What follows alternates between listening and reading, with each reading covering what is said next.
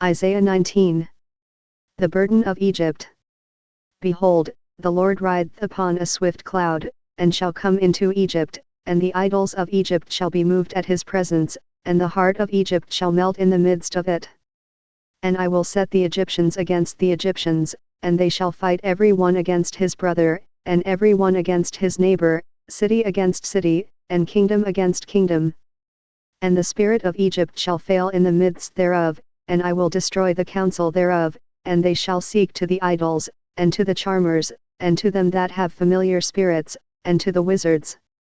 And the Egyptians will I give over into the hand of a cruel lord, and a fierce king shall rule over them, saith the Lord of hosts. And the waters shall fail from the sea, and the river shall be wasted and dried up. And they shall turn the rivers far away, and the brooks of defense shall be emptied and dried up, the reeds and flags shall wither. The paper reeds by the brooks, by the mouth of the brooks, and everything sown by the brooks, shall wither, be driven away, and be no more. The fishers also shall mourn, and all they that cast angle into the brooks shall lament, and they that spread nets upon the waters shall languish. Moreover they that work in fine flax, and they that weave networks, shall be confounded. And they shall be broken in the purposes thereof, all that make sluices and ponds for fish. Surely the princes of Zon are fools, the counsel of the wise counselors of Pharaoh is become brutish. How say ye unto Pharaoh, I am the son of the wise, the son of ancient kings? Where are they? Where are thy wise men? And let them tell thee now, and let them know what the Lord of hosts hath purposed upon Egypt. The princes of Zon are become fools, the princes of Noph are deceived, they have also seduced Egypt, even they that are the stay of the tribes thereof. The Lord hath mingled a perverse spirit in the midst thereof, and they have caused Egypt to err in every work thereof, as a drunken man staggereth in his vomit. Neither shall there be any work for Egypt, which the head or tail, branch or rush, may do. In that day shall Egypt be like unto women, and it shall be afraid and fear because of the shaking of the hand of the Lord of hosts, which he shaketh over it.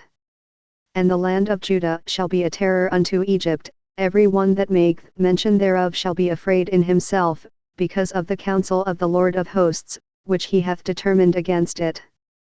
In that day shall 5 cities in the land of Egypt speak the language of Canaan, and swear to the Lord of hosts, one shall be called, the city of destruction. In that day shall there be an altar to the Lord in the midst of the land of Egypt, and a pillar at the border thereof to the Lord. And it shall be for a sign and for a witness unto the Lord of hosts in the land of Egypt, for they shall cry unto the Lord because of the oppressors, and he shall send them a Saviour, and a great one, and he shall deliver them. And the Lord shall be known to Egypt, and the Egyptians shall know the Lord in that day, and shall do sacrifice and oblation, yea, they shall vow a vow unto the Lord, and perform it. And the Lord shall smite Egypt, he shall smite and heal it, and they shall return even to the Lord, and he shall be entreated of them, and shall heal them. In that day shall there be a highway out of Egypt to Assyria, and the Assyrian shall come into Egypt, and the Egyptian into Assyria, and the Egyptians shall serve with the Assyrians. In that day shall Israel be the third with Egypt and with Assyria, even a blessing in the midst of the land.